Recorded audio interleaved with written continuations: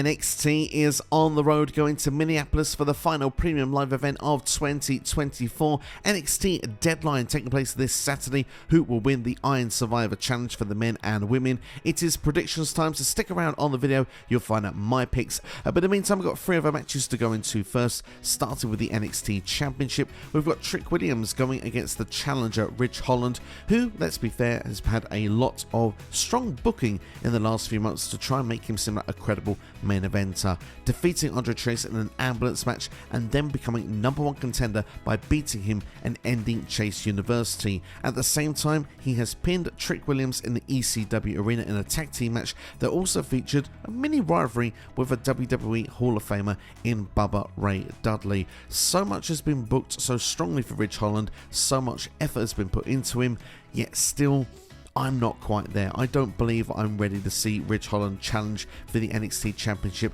nor do I think, believably, he'll be winning the title this Saturday. I've got Trick Williams to retain the title here. I think he'll be taking on one of the faces or heels from the Iron Survivor Challenge at New Year's Evil. But who will it be? I'll be answering in a couple of minutes' time. But first, I'll move on to NXT Underground, Lola versus Jaida Parker. Looking forward to this one. They had a great match in the ECW arena just a few short weeks ago. It was a hardcore match and Jaida Parker picked up the victory. The feud has continued since, of course, Lola did cost Jaida Parker a chance of being a part of the Iron Survivor Challenge. Of course, that's helped set this match up. As it is a rematch and it's Lola Vice's type of match, I'm going to say that Lola makes this 1-1. We can get a rubber match towards the end of the year, or perhaps even at New Year's Eve or at the start of 2025. But my prediction, Lola Vice to defeat Jaida Parker.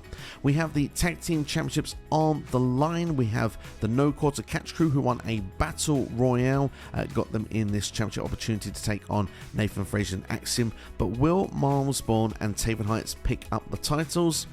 Well, this for me depends on where this match is positioned in the card, because Nathan Frazer is doing double duty. Of course, the men's Iron Survivor Challenge is where he'll be taking part. I'm going to predict that is the match that opens the show. So therefore, I think this match is going to happen later in the show.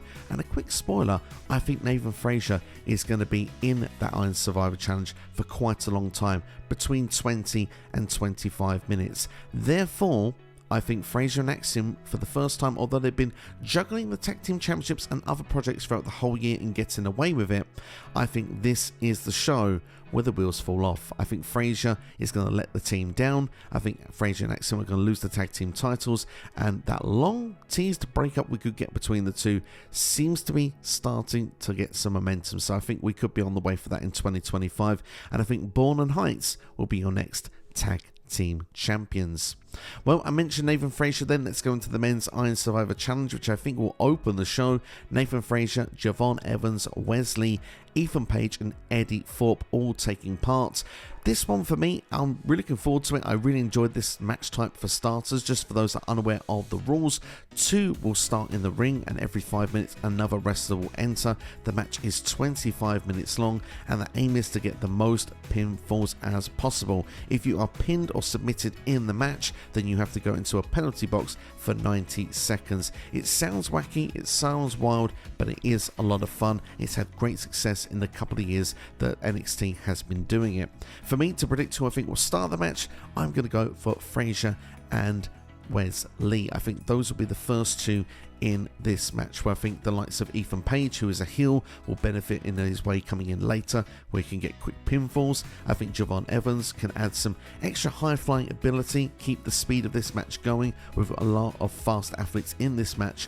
And the wild card for me is Eddy Thorpe, because, well, if we look at this lineup, he seems to be the one with the most momentum in the last couple of weeks of storytelling coming into this match. However, he was attacked at the end of NXT, so there's a big question mark if it even be in the match. Will there be a last minute replacement? Now, if there is, pretty exciting.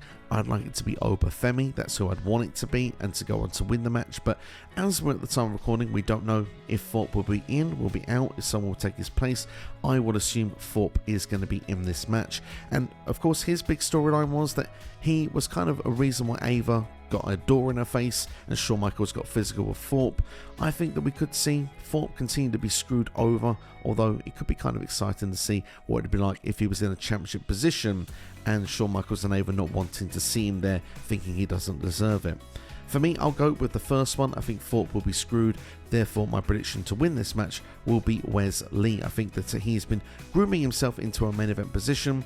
Javon Evans, not quite there yet in my opinion. He's still young, got many years ahead of him. Frazer, we've already talked about the tag team situation. And Ethan Page has been in the title scene all year with Trick Williams, so I don't think we need to see that again. So for me, Wesley will be the prediction. Moving on to the Women's Iron Survivor Challenge match, and to be honest, this is the match I think will main event the show. You've got the likes of Zaria, Stephanie Vaquer and Giulia, three of the biggest signings of NXT this year, alongside Ruca and Wren Sinclair, two starlets that I think are going to have very bright futures in the company. For me, this one, the winner obviously gets a match with Roxanne Perez. Looking at it, look, Wren Sinclair, great to see her there, great moment for her to stand out on a PLE. I do think she's going to take a number of pinfalls though in this match, unfortunately. Ruca is someone that I'd like to see go for a championship match with Roxanne Perez. However, at this moment, again, it's not one of the new big names coming in, so I'm kind of ruling those two out immediately.